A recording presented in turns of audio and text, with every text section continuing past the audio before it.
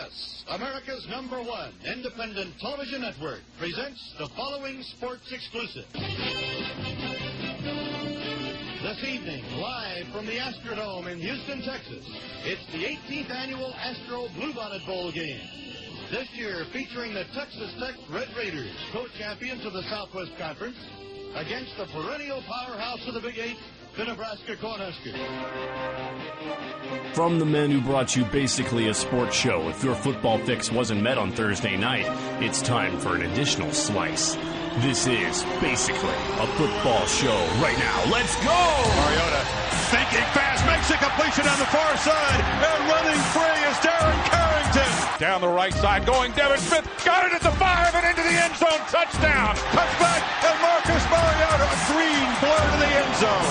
Intercepted at the 40 by Ohio State, and it's going to be an Ohio State touchdown by Steve Miller. Freeman running right, cuts it back, muscles into the end zone. Gets to the 20, loose to the 30, to the 40, down the left side to the 50 goes Elliott. He's going to take it to the house. Touchdown, Ezekiel Elliott. Tries to escape, circles back, still alive. Loses the football, ball comes out. It's scooped up by the Ducks, and Tony Washington streaking to the end zone. Sims rolls to the right, guns it long, down the right side, and that ball is going to be caught, and the Buckeyes get it. Coming out of the end zone with a football for Ohio State, and the king of the SEC has fallen. Ohio State defeats Alabama. Welcome back in, football fans. It's playoff time. I'm Zach, along with me is Greg. Greg, we had all sorts of playoff football all over this fine country of ours this week. We did indeed, including, and I've got to say it again, the Ohio State Buckeyes taking down the Alabama Crimson Tide. It's Monday. They're still saying we did it, so it must be official at this point. There's still time. They can vacate it. I know. We've still got a week to go yet, yeah. I'm half expecting Nick Saban and Alabama to just show up in Dallas on Monday and be like, all right, ready to go. Here we are. We're supposed to be here. Like, no, you're not. But we'll talk much more about the college playoffs, the first ever college football playoff later. But we got to start with the king, the granddaddy, the National Football League. And the early games on both days tended to be blowouts, but the later games were pretty decent. All in all, it was your pretty average wild card weekend. I was going to say average. Lions Cowboys definitely the best of the bunch, and the Ravens Steelers. I don't know what the hell happened there. I guess we'll have to talk about it. But God, yeah, average. Couple of decent games, and a couple that were just not that terribly interesting. Pretty much. But we'll start the early game on Saturday, the dreaded early Saturday games as they tend to be. Those are the ones that just get shoved off to the side. And it was ESPN's very first broadcast of an NFL playoff game. Congratulations, ESPN. It was one of the worst playoff games I've ever seen in my life. Uh-huh. The Arizona Cardinals put up an NFL record low. What is it? 77 total yards of offense? Right. They were ahead at halftime, but that was simply because the Panthers allowed them to be that way. The defense locked down the second half, and Cam Newton showed what he's worth in a 27-16 victory, mercifully eliminating the Cardinals and sending the Panthers on to Seattle next week. It was, I don't know, it was kind of a drudgy game. Carolina goes up 10-0 after the first quarter, and they were running the ball all over the Cardinals. And a couple mistakes, a muff punt, I think it was an interception, gets the Cardinals right into range for a couple close touchdowns. And with those, you almost thought, well, that's what Arizona needed if they were going to be in this game, was some mistakes, and they needed to capitalize, and they did. And they put themselves into position. But Ryan Lindley is just flat out terrible. They have zero running game, and the defense in the second half forgot how to tackle. Just simply collapsed in the second half. I don't know that I can remember a team that started out with such promise ending up the way the Cardinals did to finish this season. I mean, yeah, Ryan Lindley, clearly not an NFL quarterback, but the early script looked like it was going to follow what you said they needed to do, which was to capitalize on defense and try to get some points on the board that way. They were doing that, but 14 points, I mean, that's great out of a defense when that's all you've got as far as, I guess, offensive firepower. You're just not going to win. It was just a shame to see the Cardinals, who, like I said, had such promise to start, finishing up with just an abysmal performance in this play. I mean, 78 total yards. 78 total yards to Carolina's 386. Right. They had 1.7 yards per play in this game. It was horrible. And the Panthers just basically did about what they had to do to win the game, and it wasn't terribly impressive. But they got it done, and we all kind of figured that the Panthers would win this one. Yeah. And win it easily, and that's pretty much what they did. The Cardinals, wow, just a tough way to finish out a great start to a season. Yeah, it's hard to say what if it would have been different if they had Drew Stanton. He was trying to get back and ready for this game, but he wasn't.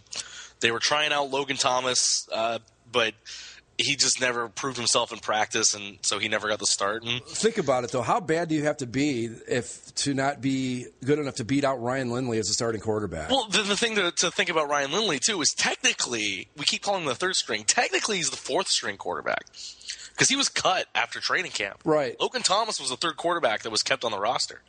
And they kept him all year, and then they brought back Lindley once they got the injuries, and Logan Thomas just wasn't good enough, so Ryan Lindley came in. And you would have thought that they at least try something and throw him out there just to see.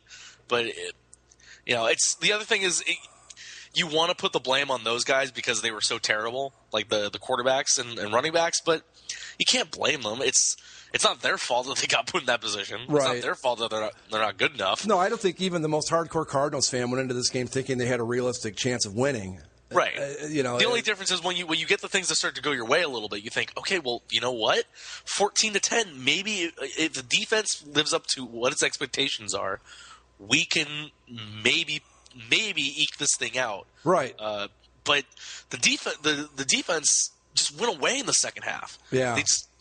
Their tackling was awful. Their positioning was terrible, and the Panthers were able to just capitalize all over them. Well, and they gave up 123 yards to Jonathan Stewart, who he's got to be, about 60 by now? I mean, he's been around a long time. Yeah. It was just that the Cardinals did put themselves in a position where had they been able to hold on, maybe get a field goal, and just lock down on defense, they had a shot at winning that game. But like you said, the defense just disappeared in the second half, and that was that. Yep. Yeah, they're off to Seattle, right? Yes, the Panthers, the 7-8-1 regular season Panthers, are now 1-0 in the playoffs, and they get to move on to Seattle. And they've played them close in the games in Carolina over the last 2 years. Yeah, but I have no illusions that this thing's going to be close, right? No, I don't think so either. The Panthers' defense was stellar. I mean, let's say that too, that they were stellar. I mean, holding a team to 78 yards, no matter who the quarterback is, exactly, it's still a feat. And I mean, if their defense can show up the way they have over the last 3 weeks or so, 3-4 weeks, because think of the guys they've shut down. I mean, outside of Ryan Lindley, in the last couple of weeks, they dominated Matt Ryan. They beat up Drew Brees. And despite how their teams fared this year, those are still two talented NFL quarterbacks that they limited very effectively, and then just eviscerated poor Ryan Lindley. And now they go up to Russell Wilson, who's good, Super Bowl champion, but not that kind of next level of quarterback talent. And maybe they can get away with trying to shut him down and limiting the Seahawks. It's certainly possible, but I'd like the Panthers' chances a little bit better if they were playing at home. I just don't know that they can go to Seattle with Seattle being as good as they are. I mean, the Panthers certainly have the defense to keep the Seahawks from hanging 35, 40 points on them, but I just don't have a lot of faith that their offense can get it done out in Seattle. And we've seen the Seahawks. Not a great offense, but there are times when they can really put it together and just kind of get on this roll where Wilson does a good job of running the ball, which kind of sets up his ability to hit some passes and all that. And the Panthers have a slight chance in this, but I would not pick them to win this. I don't know that it's even going to be that close, but anything can happen. The other thing that I noticed for the Panthers is Cam Newton just looked beat up. Yeah. He looked really hurt towards the end of that game. And I know he's been through the car crash and all that, and he took a couple big hits there on Saturday. But man, it makes you wonder how long his NFL career expectancy is going to be with the way he plays and how beat up he is already. Sure, it's that's the thing about a guy like that. I mean, people, we talk about the smaller guys that run a lot, like Wilson and RG3 and all that, but even a guy as big as Cam Newton running the way he does and just playing the way he plays, he's not going to hold up. So you just got to wait and see. I mean, I don't know what's he in now? It's like his 4th, 5th year, something like that. I think it's his 3rd year. Okay, 3rd. Wow, really? Or is it his 3rd or 4th? Yeah, but he does seem to have more mileage on him than a 4th-year quarterback should have at this point. Mm-hmm. So it's going to be curious to see. But he's also a guy, again, I'm not going to put a lot of stock in this, but he's a guy that if things get going the right way for the Panthers, they've got the defense. Maybe they can pull off the upset. Maybe Seattle looks past him a little bit, thinking we've got Green Bay or Dallas to contend with next week, and you never know. But yeah. Also to note, Ryan Lindley actually had a better passing percentage than Cam Newton. Ryan Lindley went 16 for 18. Newton went 18 for 32. Yeah, but Ryan Lindley averaged what, about 2.9 yards a pass. Right. And Newton averaged 6.2 yards a pass. Yeah, and then you've got the Seattle 4 sacks. The Arizona rushing attack was good for 23 yards. I mean, I think the Colts had a better rushing weekend than that. But well, they did. Yeah. And we'll talk plenty about Boom Herron, the messiah of the Colts running attack, in a second. But yeah, that's the Panthers. Sorry, I feel so bad for the Cardinals. Right. Everything's set up for them to be so good, and then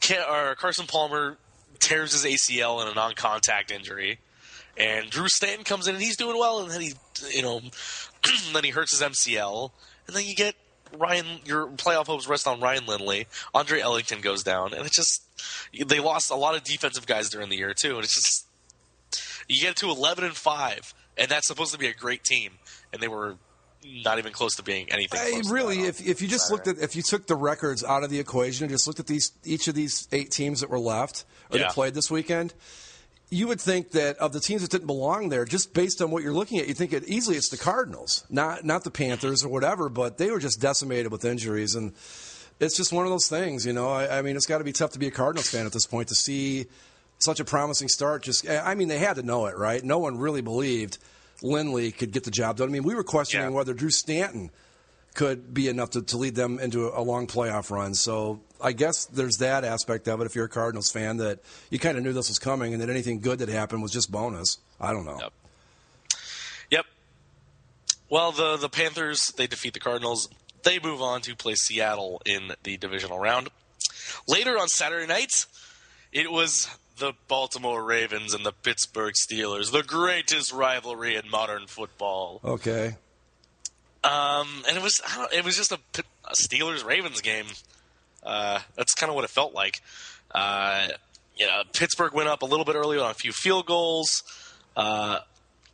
Baltimore stormed back with the Joe Flacco. I was impressed with actually how he played in this game and the variety of the Baltimore offense. It was 10-9 at the half, and then in the second half it was all Ravens. A couple touchdown passes to touchdown pass to Torrey Smith. The only touchdown, there's 2 touchdown passes here. But Joe Flacco, he impressed me for once as the Baltimore Ravens go on to beat the Pittsburgh Steelers 30-17, and I believe that makes the Ravens 4-0 against the Steelers in the playoffs. The Steelers, I don't know what to think of this team. They've done this all year. Right when you get on their bandwagon and think they're really going to get on a nice roll, they do this. Mm-hmm. Now, Le'Veon Bell was out, so that obviously hurt. But it just, I mean, you were definitely on their bandwagon. I know. You picked them to go to the Super Bowl, for God's sake. I did, and they did it to me again. This is probably the 4th time this season that I've gotten behind this team, only to see them come out and just flop miserably the following week. And I mean, I know losing Bell hurt them, but you're at home, and this Ravens team hasn't exactly been spectacular all season. They just couldn't get it together. And yeah, Flacco, he played pretty well, I thought. So Here's the question: are the Ravens on one of those rolls like they get on when they get in the Super Bowl in a year when no one wants them there? It's possible because they win and now they get to move on to New England, and they've had a lot of success against New England. Yeah, they're not afraid of them. They can go in there and beat them for sure. And then if they do, then they get a probable matchup with the Broncos again, who they beat to get to the Super Bowl just a few years back. So it's entirely possible. I don't want it to be. No. Because the Ravens are in the vein of teams like the Los Angeles Kings or the New York Giants or the San Francisco Giants, where they're kind of okay during the regular season and then they just need to get in and then they go on a roll. Yeah. Like they have that switch and they can hit it. And, Joe Flacco, he's a decent regular season quarterback. He's a borderline great playoff quarterback. Right. And I can't really put my finger on exactly why. I can't either, but he gets the job done in the playoffs, and it's good. It's really shaping up. Again, there's still a lot of road to travel here, but this Ravens team, they've got no problem going into New England. That doesn't faze them. Nope. And they've shown they can beat Denver in Denver, provided that the Broncos get past the Colts. And it's just all of a sudden you went from a team that really barely made the playoffs to all of a sudden you're looking at them going, geez, they might be able to do what they did a couple of years ago and just roll their way right through and get into the Super Bowl. And it's just, I don't know. I don't know what to make of them. I know the Steelers are a huge disappointment, but I don't know why I fell for it for the fourth time this year. Yeah. I've seen it all season. With the win, the Ravens notched their franchise's 10th road win in playoff history, and that's just in the time since they moved to Baltimore, of course, because the rest of the record stayed in Cleveland. 10 road wins in 19 years of playoff football. That is tied with the Green Bay Packers with 94 years of history with 10 playoff road wins.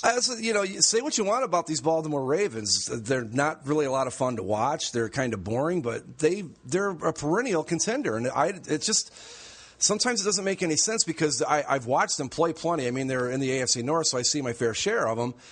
And they never look that impressive to me, but here they are again.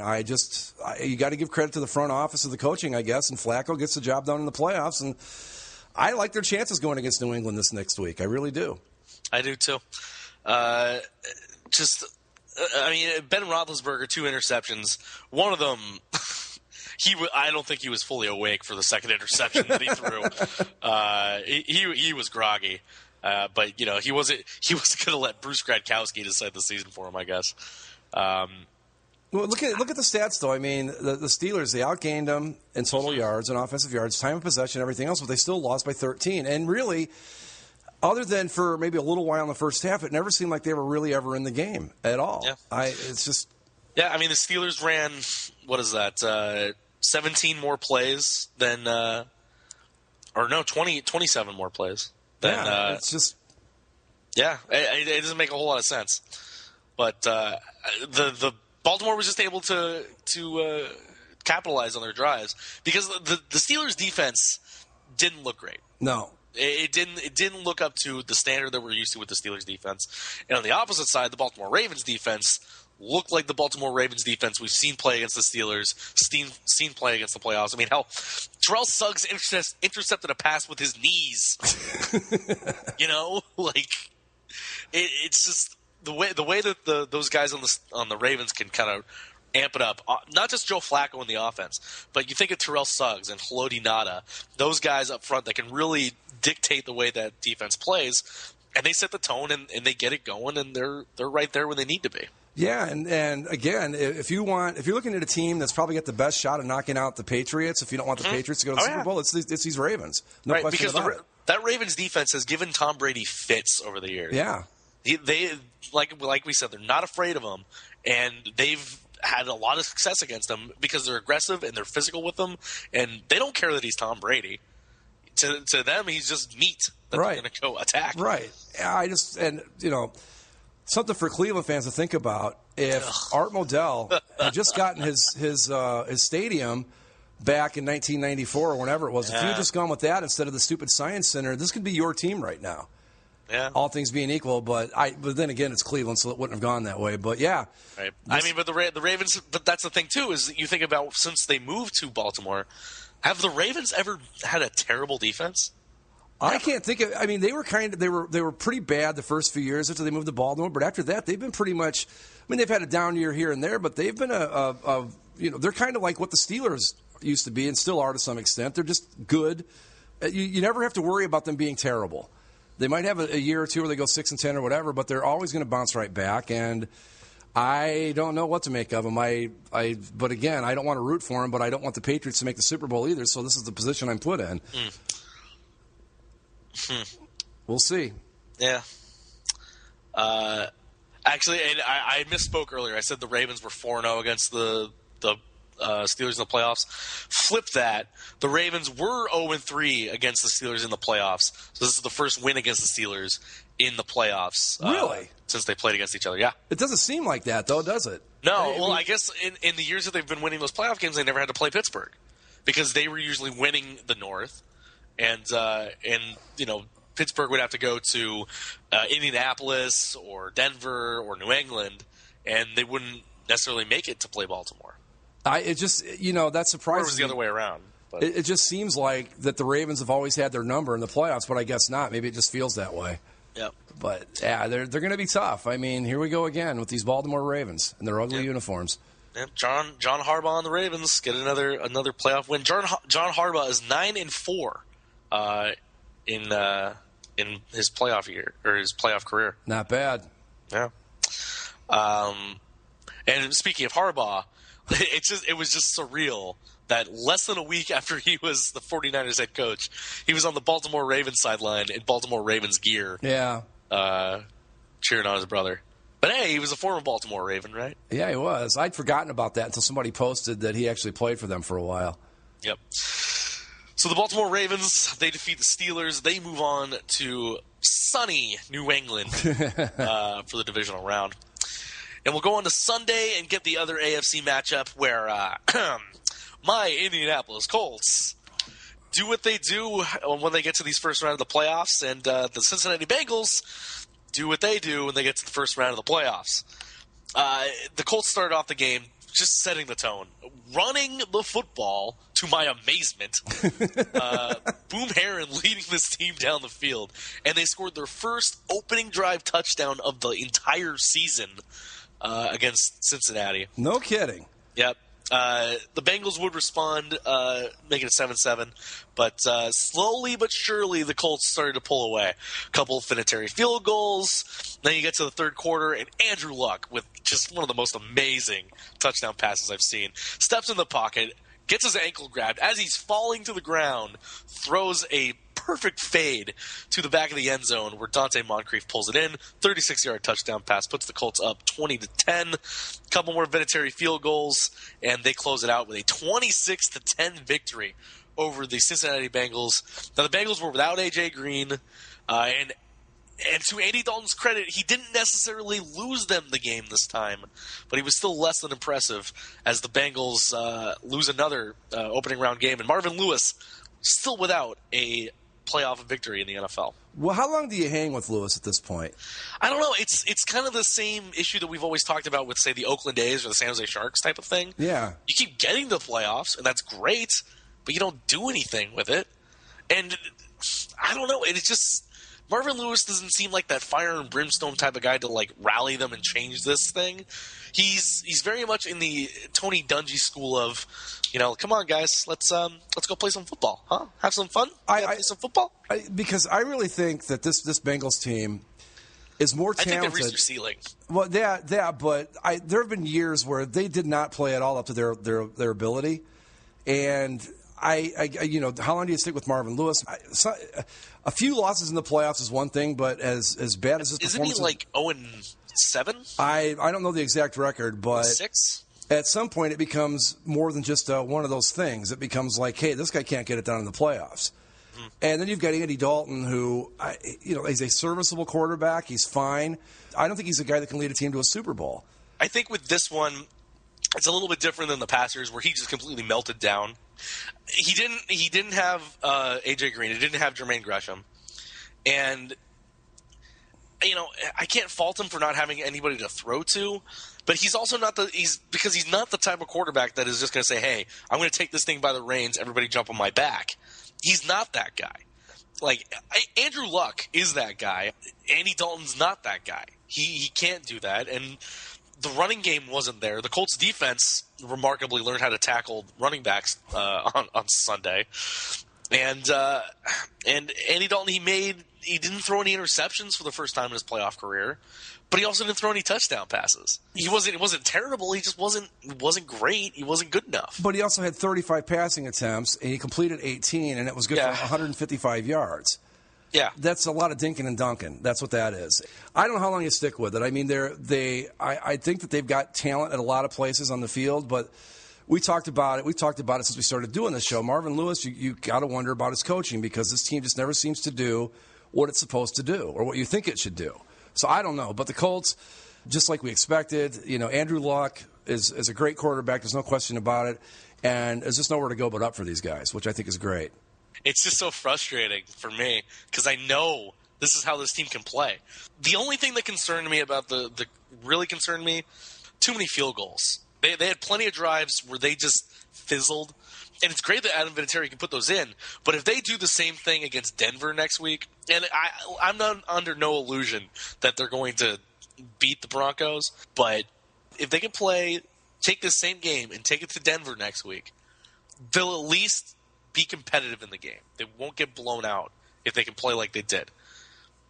And if they can stick around, they'll at least be in the position to maybe make a move and maybe win the game. So if the Broncos were ever primed to be knocked off by this Colts team, it might just be this week. I like their chances better against Denver than I did against the Patriots. Peyton Manning has not been vintage Peyton Manning for the last 6 weeks or so. Not so great coming off the byes.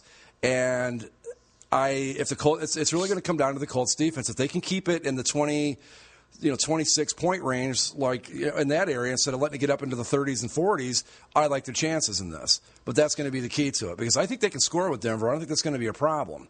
It's going to be keeping Denver. They can't win a shootout, but they can win a game that they control, and I like their chances. I think they've got a real shot at knocking out the Broncos. Yeah, limit the turnovers, run the ball semi-effectively, and you can be right there with them. Exactly. All in all, overall good win for the Colts, and the Bengals just keep on bangling. 7 consecutive playoff losses for the Cincinnati Bengals, the second longest streak in the NFL. Who's got the first? Who's got the first, Greg? You want to know who's got the first? Well, let's move on to Sunday night's game. The Detroit Lions. Oh, the Detroit Lions. They started off this game so promisingly. They get the ball quickly. They score quickly. They go up 7-0 like it was nothing. They get a 99-yard touchdown drive. They look like they are sitting pretty, and they are going to just roll over the Cowboys. Not so. Dallas gets a touchdown late in the second quarter, and they get a little help towards the end of this football game and end up winning 24-20. Tony Romo orchestrating the comeback victories. The Cowboys scored the winning touchdown with just over 2 minutes left in this game. And the Dallas Cowboys, they break their little skid, and they will move on to Green Bay. And the Detroit Lions tie the Kansas City Chiefs for the longest playoff losing streak in NFL history at 8 games. Both of those streaks are active. The Lions came out strong. Then there was the pass interference call that wasn't. Yeah, let's start there. Well, first off, did you think it was actually pass interference? Yeah, I have to say it was. Yeah, definitely. I've seen the replay enough times. I've seen the guy's clutching and grabbing and never makes a play on the football. I'll put it this way. I've seen calls that were a lot less pass interference that got called. Yes. And can you really say that cost the Lions the game? I guess you can, but again. No, I mean, it cost them the opportunity to, clinch it.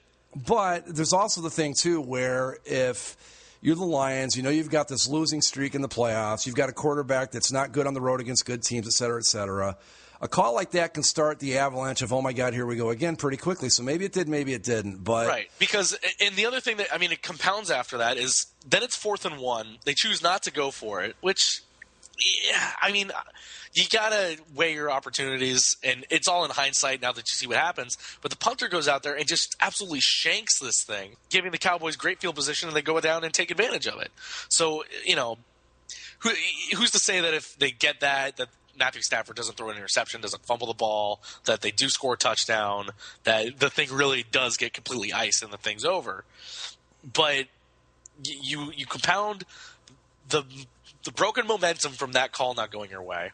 And also, I mean, Des Bryant should have got a penalty on that too. Yes. He wasn't even on the field, but he comes off with his helmet off, runs onto the field, and argues with the referee. That should be unsportsmanlike conduct, right? Absolutely, yeah. Absolutely. So either way, there should have been a penalty of some sort on the Cowboys that isn't called. And then it starts the avalanche. Well, and you choose not to go for it on 4th and 1. Then the punter shanks it, and then they go and score the game-winning touchdown. The Lions had this one, and they let it slip away from them. The pass interference call certainly was a killer. That hurts. And the non-call on Des Bryant, that hurts. At some point, you've got to give the Cowboys some credit because even though they got all the breaks on it, they still had to capitalize, and they did. So there's that. But I hate to see a game end up where there's a question mark, especially a playoff game like this. That's just no way to have it happen. And from this point forward, that's what everybody's going to be referring to when they talk about this game was the call that didn't happen. Right, and there's a lot of people that are saying that the game was rigged, and oh my God, it's like no, the referees were not the reason this game was ultimately decided in the whole scope of the entire football game. I don't think it was rigged, and I don't completely dismiss the argument that officials will call a game a certain way that seems to favor the other team, but I didn't see that in this game. I saw one really badly blown call, but I didn't see the Cowboys getting every break that could go their way in this game either. So it's just that I don't know how to really look at it other than the fact that the Lions, yeah, that hurt, but you still had a chance to stop them, and you didn't. You had chances to go down and still take to try to score to go ahead, and you couldn't pull it off. So there's that too. Yeah, and they threw the two touchdowns they got were in the first quarter. That was it. The rest were field goals or punts. Matthew Stafford, now he's 0-18 on the road against winning teams. Exactly. In his career, which is astounding. If it's like 0-7, then you say, oh, well, he's due. He's going to get one eventually. Mm-hmm. And then it gets to 0-18. You're like, well, maybe he just can't. I mean, you don't know what would cause that. You would seem like the law of big numbers would just say that he'd have to win one of those once in a while, but he doesn't. Mm-hmm. And it wasn't like his stats were terrible. I mean, he threw for 323 yards and a touchdown. But he just, again, 0-18 against teams with a winning record. And this, you got to figure out what that's all about. I mean, like you said, 0-7 is one thing. 0-18, that's a different animal entirely. But the Cowboys move on. And give it credit to Tony Romo. I mean, we're still waiting for that interception to end the season, and he has not thrown it. And they look good. I mean, they look like they're legit. The defense played as well as it needed to, as it's done all season, and got the job done late in the game. I mean, I think the announcers said that it was ironic that the defense was out there, and that's who the game was riding on for the Cowboys, because that was thought to be their biggest weak spot. Yeah, I mean, the Cowboys, they did what they needed to do. They won the game, and now they go into a tough environment on the road, in the cold, in Green Bay, and it'll be interesting to see how they do, because, again, they were you mentioned it, the Cowboys 8-0 on the road this year, and the Packers were 8-0 at home. They're very evenly matched teams. They both got good quarterbacks. They both got good running games, good receivers, defenses that aren't the greatest but seem to be able to get it done. It should be a great game. We've got our matchups now. We've got Colts, Broncos, Ravens, Patriots, Panthers, Seahawks, and Cowboys, Packers. I think this is probably the best any of these matchups could have worked out in terms of intrigue and competitiveness. Because we'll start on let's look at these games. On Saturday, you've got Ravens at Patriots, of course. New England opens as a 7-point favorite in that game. I tell you what, I just, there's something about this Ravens team. They're just too dumb to lose. They don't understand they're not supposed to be doing what they're doing. I do. I like the Colts. I like somebody knocking off the Patriots in the first round. And like I said earlier with the Colts-Broncos matchup, I like that better for the Colts than I did the Colts-Patriots matchup. I like Ravens versus Patriots better than I would have liked Steelers versus Patriots. I like the Ravens to win that game. I do. I might just be desperately hoping somebody knocks off the Patriots. That might be my only reasoning behind this. But I do. I like this matchup for the Ravens. I think they've got a real shot at this game. I'm obviously a well-known Patriot hater. I would like them to lose. I'm not a big fan of Tom Brady. But I also don't really like Joe Flacco and the Ravens continuing to win.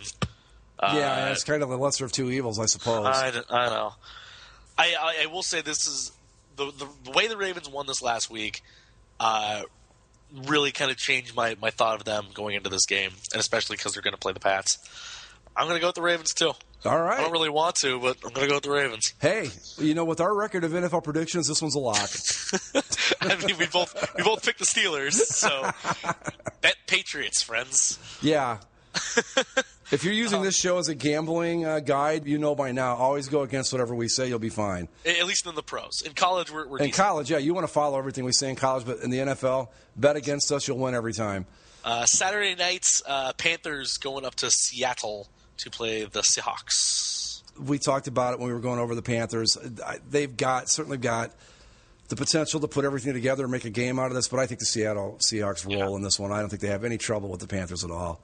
Yeah, I mean, the Panthers aren't going to sneak up on them. The Seahawks know they play them tight, and as opposed to being in Carolina, this one's back in Seattle, and I got to think the Seahawks just keep on a roll. But this will be the lowest scoring game of the weekend. Yeah, definitely. Two teams that ride and die on their defenses. It's going to be the lowest scoring game. It's the lowest over-under of the 4 games at 40 points. I think Seattle will win, but I think this game might still be close. We'll go to Sunday. Cowboys-Packers, they are the 1 o'clock game. 8-0 on the road are the boys. 8-0 at home are the Pack. Something's got to give. Packers 6.5-point favorites in Lambeau. I like the Packers in this one. They're really tough at home, but I say that with a caveat. They have been not so tough at home the past few times they've played there. The Falcons gave them a really good game. Detroit gave them a good game. So I like the Packers in a close one. This is going to be very similar to when the Packers played the Patriots, I think. The Packers will pull it out, but it's not going to be one of those 40-point blowouts they had midseason when they were playing at home. No. I like the way the Cowboys are playing. They've got everything kind of pieced together. The Packers scare me a little bit with some of their performances down the stretch. I am going to go with the Cowboys. Okay. I want to see what this Cowboys team's made of. And then we go into the Sunday evening game. Peyton Manning takes on his former employers, the Indianapolis Colts. They march into Denver with Andrew Luck. The Broncos open as 7-point favorites. This also has the highest over-under of the weekend, 54 points. Just 1 point more than Packers-Cowboys. I like the Colts in this one. I do. I don't know what's up with Peyton Manning, but something's not right with him. They've got to keep it in the 20, 30-point range. If it goes any higher than that, forget it, the Broncos win. But if the Colts defense can keep it reasonable, I think the Colts can win this football game, and I'm going to pick them based on that. I agree that they'll be competitive and they'll be in this game. I hate this game. I hate it. I bet. Because I always want the Colts to win, but I still want Peyton to get another Super Bowl ring. And, of course, Andrew Luck will have plenty of time to earn a Super Bowl ring because the team's still not – this team isn't a Super Bowl team. They still have some holes to fix. But you know what? If the Colts can beat the Broncos, then all they have to do is play the Ravens. I'm telling you, we are headed straight for a Super Bowl V rematch, Colts-Cowboys. I'm going to go with the Broncos. Okay. I don't have faith in this Colts team's consistency just yet. They'll be competitive. I think they'll be more in this game than they were against the Patriots, say last year. Right. When they got, when it was just they walked in, it was like, well, this game's over as soon as the ball got snapped. Broncos still 8-0 at home. They're still formidable in Mile High. So it may be closer than expected, but I think the Broncos will eke this one out and move on to the AFC title game. Well, there we go. But that is Wild Card Weekend in the National Football League.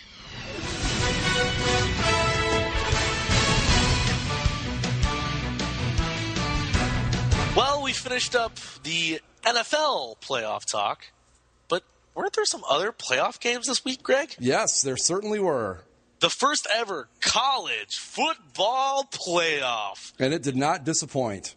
We'd been waiting all year to see how this thing finally paid off because it was a great regular season. It added so much intrigue and just made this season more intense and more important, really, than any other season past. And, it spoke by the viewership as the two playoff games were the most watched games in the most watched programs in the history of cable TV. More than any bowl game before it. And the hype was justified as two great games that produced some great results and will make for an even better national championship game because it was decided on the field. Let's start with the... I just want to say real quick, I can't believe after seeing this thing take place this season that I was ever against the idea of a college football playoff. I don't know what I was thinking because this has been incredible. It's just been awesome. I can't get over how good it's been. It really has been something to remember, something to go forward, and no doubt is going to be something that we'll see probably more of as time goes on because this thing, if the viewership stays the same, I'm sure they're making hand over fist in terms of money.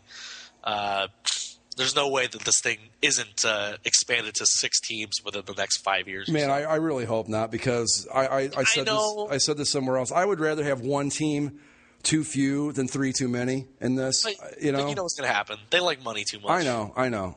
But it's a shame because they've really got it perfect right now. I don't know how you could improve on this. Well, let's start with the first game of the day, the granddaddy of them all, the 101st Rose Bowl game. Oregon, number 2 seed, people. Yeah. Taking on the number 3 seed, Florida State Seminoles. Undefeated Florida State Seminoles, 29-game winning streak. Well, it all came to a crashing thud. Florida State was able to keep with Oregon for most of the first half. Oregon only with a 5-point lead going to halftime.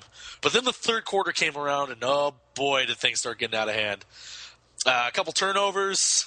If that horse that Florida State rides into every game had wheels, they would have all coming off in that third quarter. It was brutal. Yeah. 4 turnovers for the Seminoles in the fourth quarter, and just about everyone turned into points. Oregon started off the quarter with a touchdown. Florida State responded, and then it just came off the rails. 56-yard touchdown pass from Marcus Mariota, another 30-yard touchdown pass after a fumble and interception, and then in what is probably the most enjoyable play of the college football season so far. Jameis Winston drops back, gets pressured, steps up, kind of slips as he's falling down, goes to switch hands to throw the football. As he's doing that, it somehow flies out of his hands backwards. And Oregon's Tony Washington picks it up for a 58-yard fumble return, and that put Oregon up 45-20. And then from there is even more Marcus Mariota, 23-yard run to start off the fourth quarter. And it ended up being a 59-20 evisceration, blowout of the undefeated Florida State Seminoles, who are now defeated, who now have a loss in that 29-game winning streak, and who are eliminated from the college football playoff. And you know what? I know that the turnovers and all that played a big role in that game, but I really don't think that I don't think Florida State wins that game regardless, even if they don't have all the turnovers. We talked about the Seminoles all season. They weren't impressive. And they finally got to play against a team that was as good as they were, and they just are better than they were, actually. They finally played a good team, and it showed. I never thought for a minute that they were capable of staying with Oregon for that entire game. And when the Ducks decided to kick on the afterburners, it was all over with. It was just amazing to watch. Yep. It's exactly what we talked about when we previewed these games last week. If Florida State could not make the same mistakes they had made all season against this Oregon team, no, because Oregon is a team that takes those mistakes and runs 175 miles an hour the other direction with those mistakes. Yep. And they did exactly that. And the other thing we talked about is you look at Oregon's big games they played this year, teams hang with them for a half, and then the second half they go in and they make some adjustments, they rest up, and then they just run away with it in the second half. And that's exactly what happened here again. I mean, the tempo that the Oregon Ducks play at is astounding, and it just wears teams down, and they just play faster than everybody else. And make no mistake, this is not just a finesse team.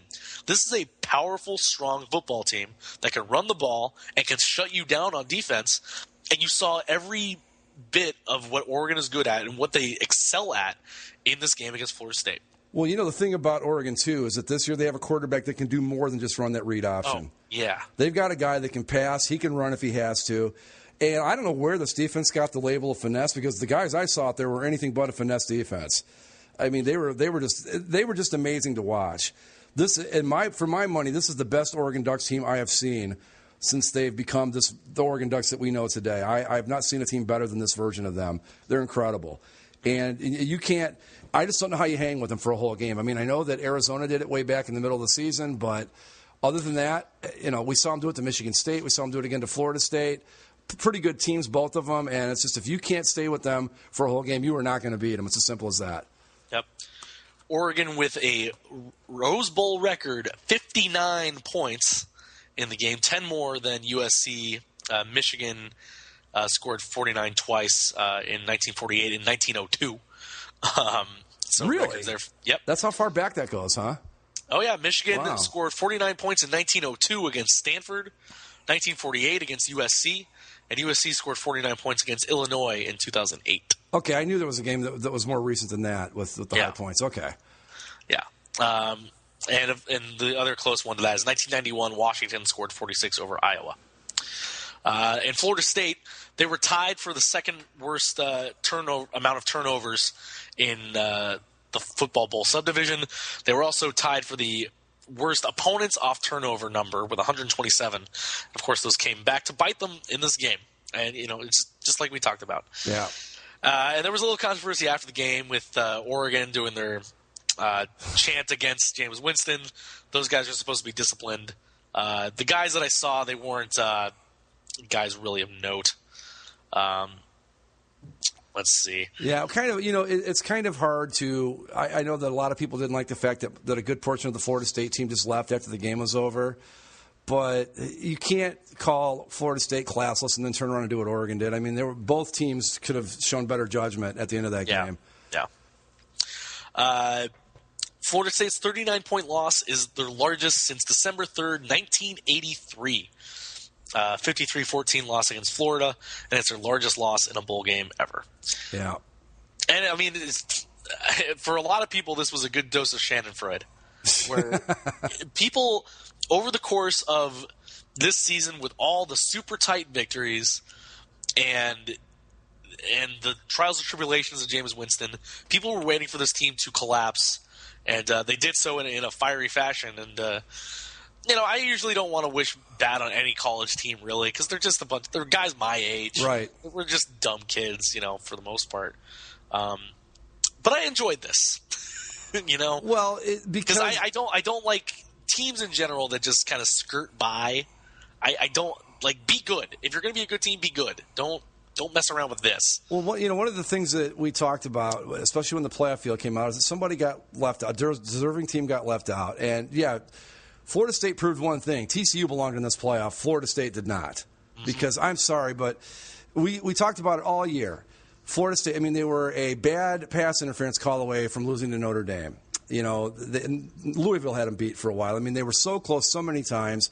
And the law of averages, they just had to go the other way, and they finally hit the team that wasn't going to let them get away with all that stuff they'd gotten away with during the regular season. So, yeah, I was glad to see it happen, because after seeing what TCU did to Ole Miss, there was no question they deserved to be in the playoff. Yeah, we can talk a little bit more about those games in a bit, too. But I was happy to see it happen. I don't like to wish ill will on anybody either, but this team had it coming. They didn't deserve to be there, and they showed why when they played in the Rose Bowl. Simple as that. Well, who would the Oregon Ducks move on to play in the national championship game? Well, that's a no-brainer. It's the Alabama Crimson Tide, right? The number one team in the country. No way. Nick Saban beats them. in the No Sugar way. Bowl. No way. Big Ten. Come on, who are they? Not going to happen in a million years. And it started to look like that early, as Alabama ended up being up 21-6. But the Ohio State Buckeyes, on the strength of their running game, a powerful running game, got back into this thing. Was down by 1 point going into the second quarter, and then the third quarter was all Buckeyes, as they scored 14 in the third quarter and they're 8 in the fourth to pull away and end up winning 42-35, a score that makes it look a lot closer than it felt watching this game, as Alabama goes down in the Sugar Bowl. Number 1 Alabama, the proud mighty SEC, falls to the number 4 seeded Ohio State Buckeyes, 42-35. And Alabama and the SEC is eliminated from the college football playoff. And for the first time in, I think, 9 years, the SEC will not be represented in the championship game. Yeah. Well, the last time, because the last time they weren't was in 2005 when USC played Texas, right? Yes. Yeah. So, obviously as a Buckeyes fan and Ohio State alum, I am very, very happy with this result. It was just awesome. I mean, the Buckeyes played, I think I talked about it on the show. I said they weren't going to get blown out like a lot of people thought they were. But I really thought at the end of the day that Alabama's talent would end up carrying them to a close win. And the Buckeyes, I said too, if the team that played Wisconsin showed up, Alabama was in trouble. The thing I liked best about this was that the Buckeyes did not play a perfect football game to win this. They had plenty of mistakes on their own, and they were still able to put it together and beat a very good football team. So I don't know if the Big Ten exercised all of its demons with this win and a couple others over the big New Year's Day games, but they sure got back on the path of respectability with this one. That much is certain. Yeah, I mean, it was just – I thought this game was going to be a little bit more of a spread-out game. I thought Alabama was going to win by maybe 2 touchdowns. But I also wanted Ohio State to keep it close. And when they got back to 20-21 going into halftime, I was like, you know what? That's all I needed from this game, really. I'm glad Ohio State proved that they were worthy of being in the playoff, but Alabama is probably going to go ahead there and win in the second half. But Ohio State just came out and punched Alabama in the mouth. Ezekiel Elliott, the running back for the Buckeyes, 230 yards and 2 touchdowns. Yeah. For the I mean, that's just nobody runs like that on Alabama. And on the other side, Alabama and their entire stable of running backs were held to only 170 yards of offense. Well, I will say, to Alabama's defense, I thought there was some very questionable play calling in that game. I don't know why Lane Kiffin still has a job. Well, that too, but that he relied so heavily on the pass in that game. Because I thought that the running backs for Alabama showed they could gain ground on the Ohio State defense. Yet he continually kept trying to throw the ball. Yeah. And I don't understand that. But and even when they had the ball and were throwing it, towards the end of the game, they weren't throwing to Amari Cooper. No. You're the best receiver in college football, and you're not throwing to him with the game on the line? That was strange. But on the other side with the defense still, Ohio State, this game was won and lost with simple third down conversion rates. Yeah. You take these 2 stats, and that's the game. Ohio State was 10 for 18 on third downs. Alabama was 2 for 13 on third down. That's the game. Yeah, and the Buckeyes defense, they stepped up on third down like they had to. But one other thing that I noticed, going back to Ezekiel Elliott for a second, the knock on the Big Ten was always they aren't fast enough to run with the SEC. What I saw when Ezekiel Elliott got loose was a guy that just left those guys in the dust. He was pulling away as he was getting closer to the end zone. So the speed thing, I think, has been equalized. There's a lot of people saying now, well, the SEC, that's the end. I don't think that's necessarily the case. But I do think that all the other conferences have caught up because that's just what happens in sports. It isn't anything the SEC did wrong. It's just that it came down to, okay, football's a very copycat game. And we see it in the NFL, we see it in college football. Everybody saw, how does the SEC do this? And now we're going to start trying to do it. And things are starting to even out a little bit. So I'm not ready to bury Alabama or the SEC just yet.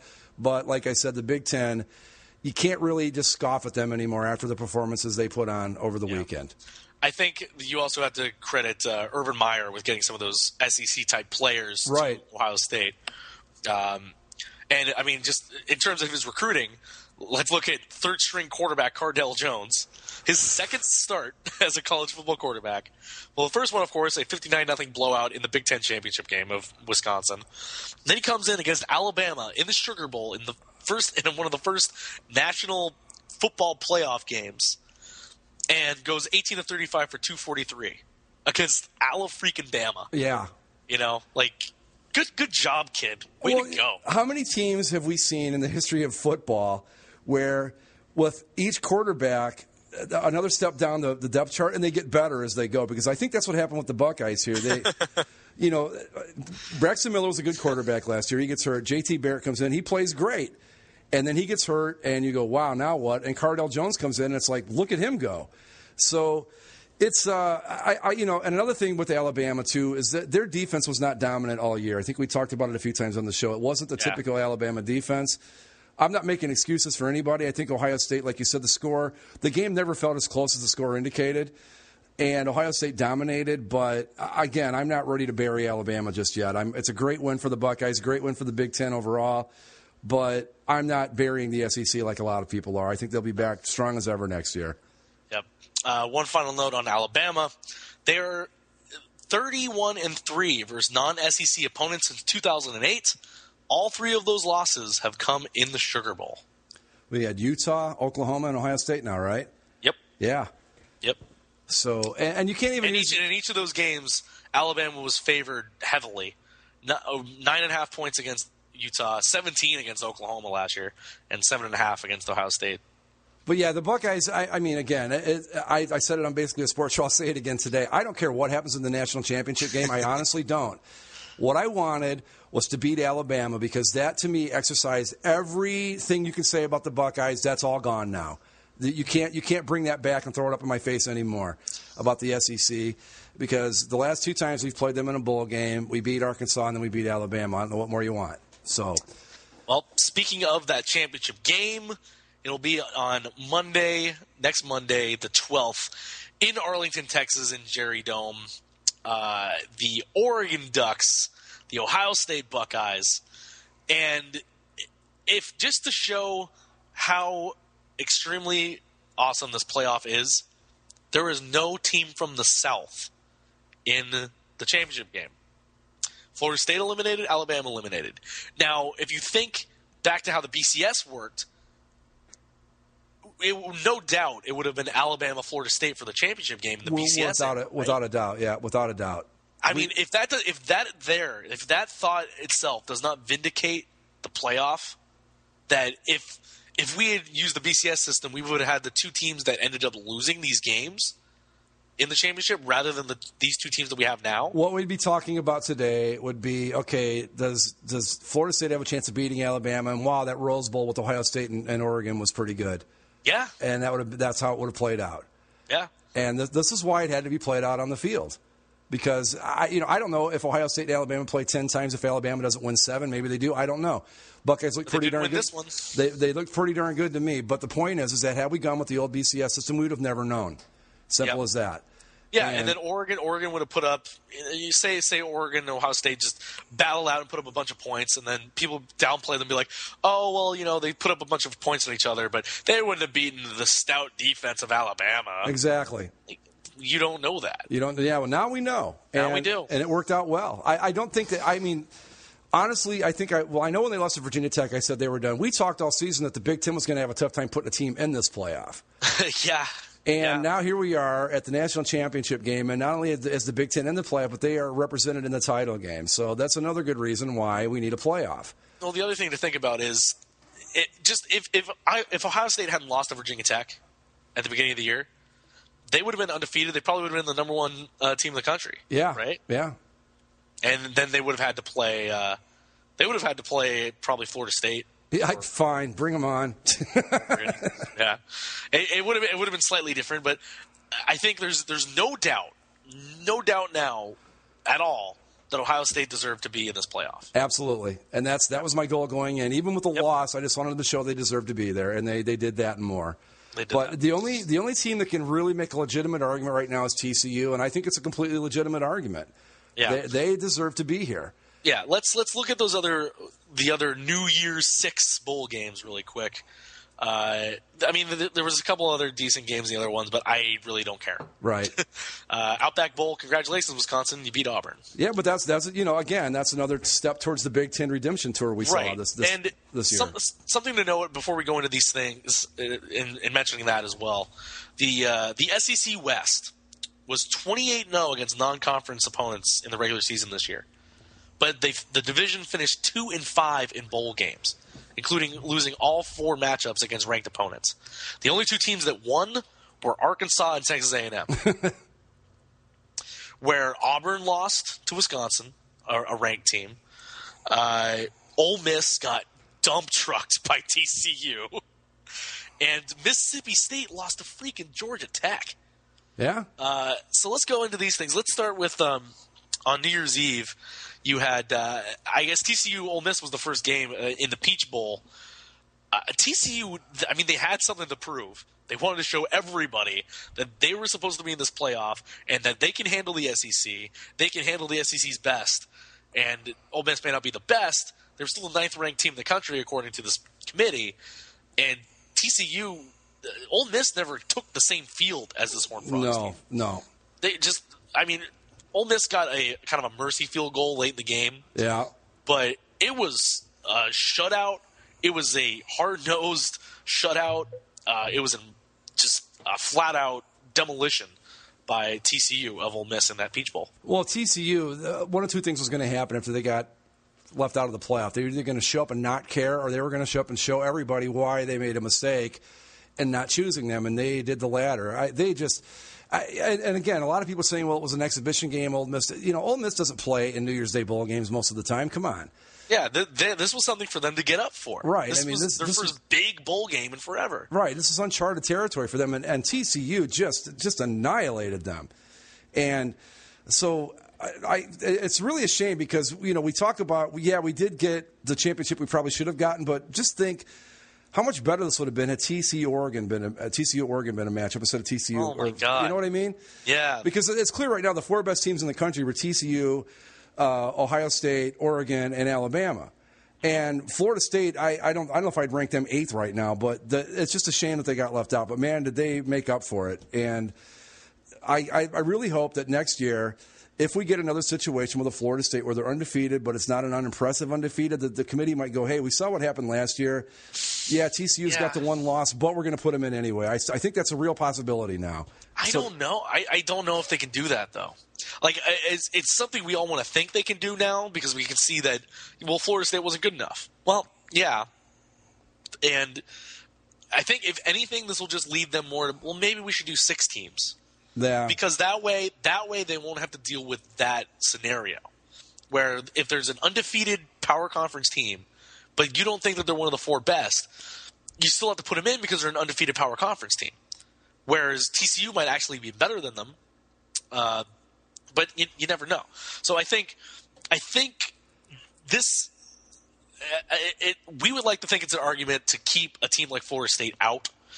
But I think now that they've seen how successful this whole system works, that we might end up seeing a 6-teamer before we see an undefeated team left out. Yeah, because I was just thinking about it. Taking away what Ohio State did to Alabama and Wisconsin's win over Auburn and all that, another scenario is that if it's like, say, if you've got 2 undefeated teams, like a Big Ten team and Florida State, more than likely Ohio State would have gotten left out. Under my thinking, so maybe that's not the way to go. But whatever the case may be, hopefully it will either be more clear cut next year, and we won't have to leave anybody out, or I don't know. But again, I still would rather have 4 teams and leave out a deserving team than to have 3 too many with an 8-team playoff or whatever. You know, that's just the way I see it. But TCU showed they absolutely deserve to be there. The other thing is this is just the first year of this, and so they're not. Hopefully, they don't make any rash decisions based off 1 year. Yeah. Because we could go into next year and maybe there's only 1 team that you consider legitimate, and there's like 4 teams that are like, well, are they good enough? I don't know. Yeah. Like, should they be in the playoff? Probably not. But it could be different. But we'll see. As far as this year goes, TCU definitely deserved to be there, but they weren't. We'll move on to the Fiesta Bowl that was also on New Year's Eve, and these bowl games were just turning out in every way that I wanted them to turn out. Boise State comes in and they came out hard, fast, and furious against the Arizona Wildcats in the Fiesta Bowl.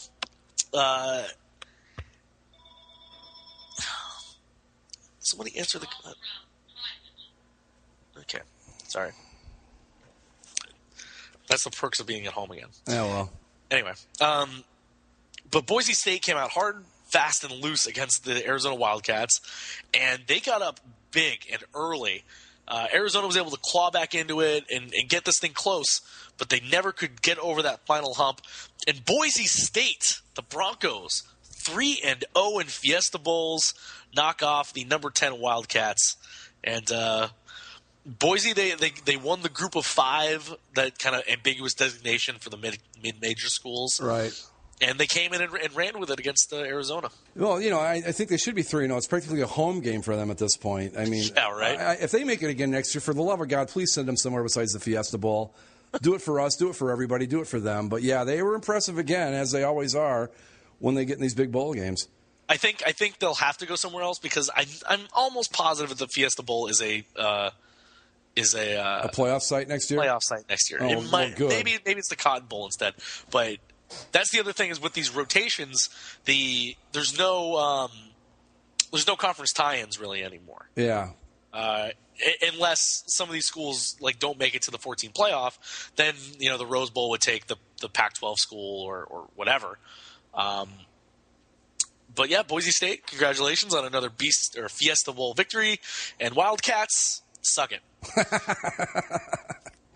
We'll move on to that night's Orange Bowl, where again the SEC West came in and failed against Georgia Tech. And now I understand Georgia Tech's offense is weird, and if you have only a week to prepare for it, it's hard to kind of grasp in a week, but a vaunted SEC team that looked like it was one of the best teams in the country for the majority of the season.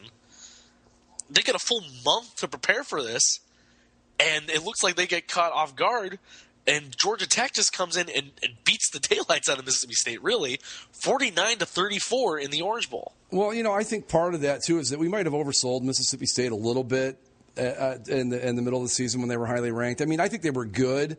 I don't know that they were top of the heap good. And Georgia Tech, I think, is better than we give them credit for. I mean, they played Florida State pretty tough in the ACC title game. Had a couple, I think they beat Georgia, right? Yep. Yeah, so, I mean, they're not a bad team. So I don't know that, I mean, again, the SEC West, the vaunted SEC West loses another one to a team that everybody probably thought they should have beaten. But this game's probably a little closer from a competitive standpoint than people thought it was. So I'm not reading a whole lot into that one with regard to the SEC. Right, but you almost think that it's another situation where Mississippi State's not in these big bowl games often. Exactly. That they should have come up and shown themselves. Yeah, you can't tell me they're disappointed because they didn't play for the national championship. They knew that wasn't going to happen a while back. That wasn't they something. They lost to Alabama, and then it was like, okay, it's over. Well, maybe we get up next week and beat Ole Miss, and then they lost to Ole Miss. Right. So maybe it's like, well, we got to redeem ourselves. It's either we got to redeem ourselves, or it's like, well, we lost the 2 biggest games of the year, and we don't care anymore. One team had a legitimate argument, like we should be playing for the national championship, and we're not. And guess what? They came out and annihilated their competition. So I can't buy that argument that it just wasn't important to them, because the one team that had the legitimate case for that argument showed that it had no effect on them whatsoever. Yep. But Georgia Tech, congratulations! You're going to finish in the top 10. Yeah. Go Yellow Jackets. I mean, they were number 12, and obviously Ole Miss losing and Arizona losing. They're going to get up in the top 10, and congratulations. You know how I love my Yellow crazy Jackets. triple options, so I'm happy to hear that. Yep. And the final of the New Year's Six. I hate that designation. Yeah, we got to come up with something better for that. There's got to be something more catchy than that. Yep. But the Cotton Bowl on New Year's Day, the one non-playoff game on New Year's Day. Baylor was in a similar situation to TCU. They actually ended up higher ranked than TCU. They had the same sort of argument where they could have come in and tried to beat the living daylights out of Michigan State and show we deserve to be there just as well as anybody else. And this is the day after TCU eviscerates Ole Miss, so Baylor Baylor thinks that maybe they can do the same thing.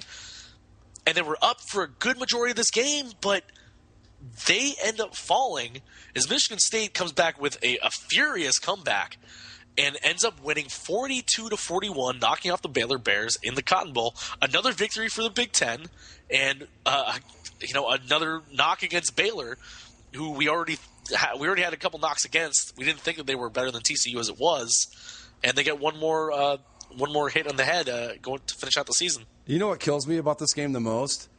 I turned it off because I thought Michigan State. I thought there's no way they come back from this. Just no way.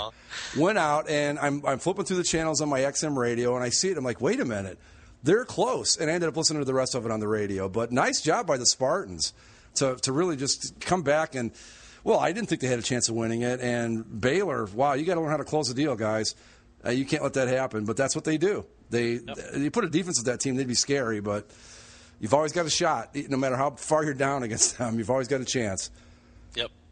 But the Big Ten really did nice for itself on New Year's Day and in the New Year's Six or whatever we're calling them games there. They did a good job. Yeah, they really showed themselves to be worth it towards the end of the year. Yeah. And of course, as we talked about at the beginning, we thought they were going to be garbage, but they played well. Well, another thing about Ohio State too is I think even Urban Meyer thought that this team would come into prominence next year. He didn't think they would be this good this season. So. But the Big Ten, again, maybe not all the way back, but they exercise a lot of demons over bowl season, so good for them. Yep. A couple other bowl games to just pull in here real quick. We're very sorry, Notre Dame. We were very wrong. Another loss for the SEC West as Malik Zaire comes in at QB for the Fighting Irish. And leads them to a 31-28 win over LSU in the Music City Bowl. Another surprise, yeah. The Alamo Bowl, okay. UCLA and Kansas. The game itself not that important. UCLA ends up beating Kansas State 40-35. But at the end of the game's still tight, and so Kansas State. They want to try and see if they can knock off the kneel down. Some teams they jump on the pile or submarine or whatever. Right. So Kansas State sent some guy over to try and get the ball out of Brett Hundley's hands before he got it. Jim Mora didn't like this. So as the game ends, Bill Snyder, old respected coach in college football, they go to shake hands and just say good game and do that whole thing. Jim Mora kind of shakes his hand and turns away as he's shaking his hand and just walks away. And Bill Snyder's like, what? So Jim Mora comes back to him and he makes a motion with his hand like diving over the pile. And so Jim Mora decided to make a little bit of an ass of himself. And then they go into the post-game press conference, and all these people are asking him about it because, of course, they're going to. And he decides to go along the route of, why are we talking about this, guys? We just won a bowl game, a big bowl game. My team just won 10 games. Isn't this a big deal? And then after that, he goes onto Twitter and tweets out, "I will defend my players' safety forever." Yeah. And so you can't have it both ways, Jim Mora, and you're kind of an ass. Yeah, kind of. And I mean, again, what was it? The final was it 5 point? 40-35. Yes. I can't honestly blame Kansas State. You can always try for the miracle. And I mean, granted, the miracle rarely ever happens. It happens once in every 100,000 years, but it does happen. So, if they were down 14 and they were doing that, yeah, it's probably a bad idea, but you never know. So, I don't know. But more, either address it or don't, but you can't have it both ways. Yeah. And the only other thing I wanted to point out in the Ticket City Cactus Bowl, Oklahoma State ends up winning. But there was an impressive play by a defensive tackle for the Oklahoma State Cowboys.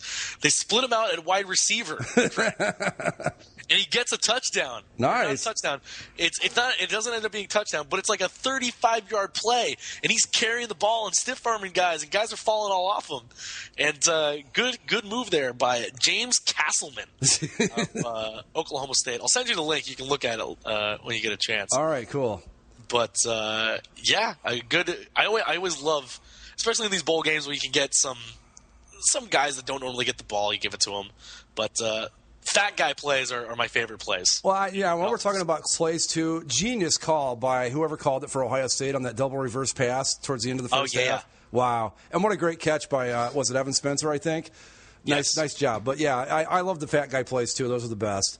The rumble and stumbling guys, those are awesome. Yes. Yeah. This is back in the day before J.J. Watt came along and ran away from guys. Right. But that is it for all of that. One game left of note in college football. There's all these little bowl games. There's still little bowl games left? I thought Toledo, Arkansas State was the last one. Is it? I don't know. Hey, who cares? let me see. I may be wrong. Yeah, you know what? Mea culpa. That is Toledo, Arkansas State as Greg's Rockets. With an impressive victory over the Arkansas State Red Bulls. It was so impressive, I completely forgot it was even on TV yesterday. That's how impressed I was by the whole thing. Bowl season is done. There was just one game left to play next Monday night in Arlington. The national championship game, Oregon, Ohio State. special Nike uniforms all abound. We'll talk about the Nike speak that Oregon oh my God, decided to use. For those of you that listen to Basically a Sports Show, if you love the Nike speak stuff we do, you're going to love this one the best of all. It will be the greatest. Basically, for a little thing, Oregon wore their green jerseys in the Rose Bowl, but because Nike needs Nike money, both teams are going to be switching jerseys in the national championship game. Ohio State will be wearing their reds, and Oregon's going to wear these silver and black things. The Oregon Raiders, baby. The last time they wore a special black and silver jersey in the national championship game, it worked out really well for them. Yeah, they lost. Yeah. Well, I will say this. I'm glad to see the red Ohio State jerseys because I think they look cool, but the last time they won the national championship it was in the white jersey, so I wish they would have stuck with that. But they also wore white against Florida and got their asses handed to them, so I guess we'll go with the red and see what happens.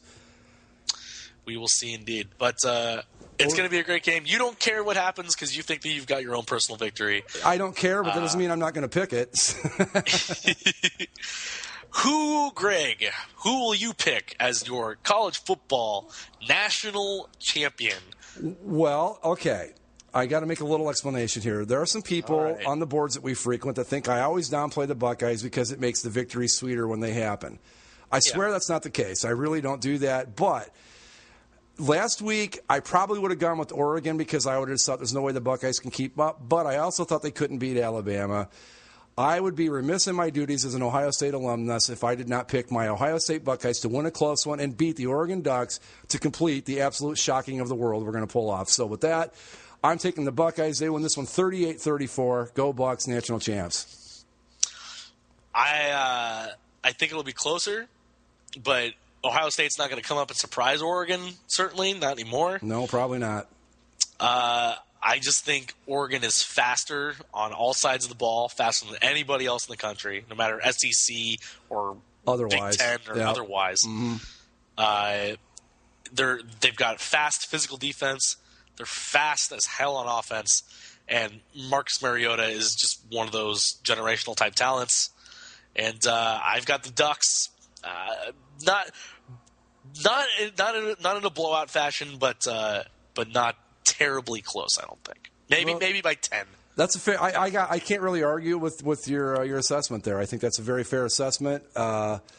I just got to go with my Buckeyes. I can't pick against them. I wouldn't expect. I mean, I understand like downplaying it up until the fact, but once you get in the natty, you got to go. You got to go with it, right? Right. You're there. You know, what do you have to lose at this point? What? Go for gold. And plus, go for silver diamond ring swooshes. Right, exactly. Isn't that the trophy this year? It's the big swoosh on top of the trophy stand. No, it's a beer tap. I know, but it should be the swoosh. We've got history on our side. Oregon hasn't beaten us in like 11 tries or something like that, so there's that too. But I'm going to go with my Buckeyes. I think it's going to be a very entertaining game, I think. And again, I'm picking the Buckeyes, but truth be told, I really don't care what happens. I'm just happy to be here.